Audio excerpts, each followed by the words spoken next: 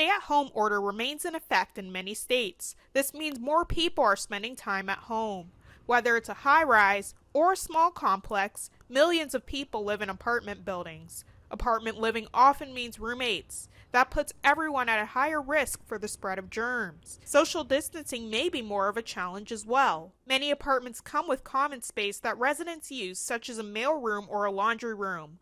What are some things you can do when the time comes that you need to visit these areas? Right now, everyone's getting deliveries, so you're gonna have to go get packages. You need to do laundry. You need to take an elevator, especially if you're in a high rise. So some of the things you really can do, try to go to these areas and use these areas at off peak times. So think early in the morning or late at night to go get your mail. You have less chance of running into someone down there. In some cases, people may be unavoidable. There are still ways to limit contact with germs. Do what you can to take the stairs. Don't touch the handrail on the stairs. Bring a cloth to open doorknobs because those are areas lots of people are touching. If you do need to ride the elevator, same thing. Bring a cloth. Use your elbow to press buttons. Being at home, you may notice something is broken or isn't working. Is it okay to still call maintenance? You always have the right to contact a maintenance person if you have something wrong with your apartment. The response times might be slightly different right now just due to all of this. When living in apartments, one important thing is remember to communicate.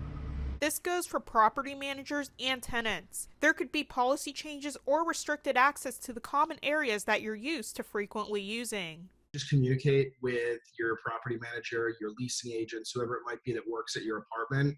And just if they haven't let you know by now what's changing, what's going to be open, what's going to be closed, any policy changes, reach out to them directly and they can let you know. Chances are they posted something somewhere or sent an email. If COVID-19 pushed you out of your job, this may bring worry when your landlord comes knocking on your door for rent. As soon as you notice rent isn't in the budget, reach out.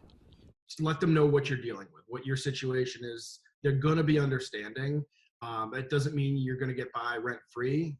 Talk to them about specific plans that they might have, whether it's a rent deferral plan or a payment plan.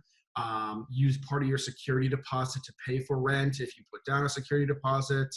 That really hasn't been an option in the past, but it's becoming a more popular solution right now. If you are still working, you're most likely working from home. That means you may be experiencing slower internet speeds or interruptions. Some complexes even have shared Wi-Fi service that all residents use at the same time. If this is the case, there are some solutions. One, you can always just call and get better internet service, like pay more money for faster connection, but that's not always an option. Other things you can do are if you have the flexibility to work really flex hours, try to work early in the morning, late at night, really the same guidance I gave about going to common spaces because less people are potentially using the internet. Granted, after work, everyone's probably streaming Netflix or on their phones or doing whatever. So, it's can be hit or miss. It really depends on what people are doing within your building.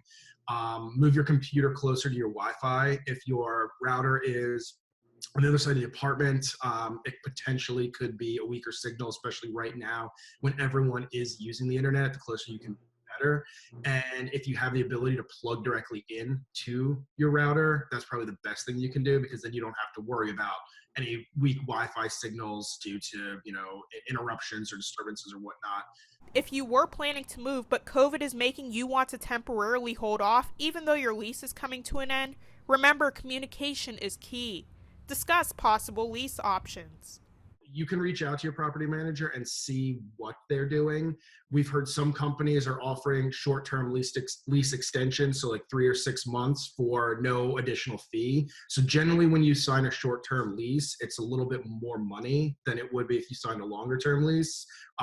It's like buying in bulk. The more you get, the less you're going to pay. The most important thing to remember is that we're all in this together. Most landlords want the best living experience possible for tenants, especially in this time of suffering. Just remember that your apartment complex and your managers and your leasing agents, whatever, are going through the same thing as you. So, be courteous in any conversation that you have with them. Don't demand anything, especially if you're asking for a rent reduction or any sort of payment plan. Have empathy for them as well. Understand what they're going through and, just be nice to everyone right now. We all could use something to smile about. We have enough stress in our lives. Odessa Meredith, YourErie.com.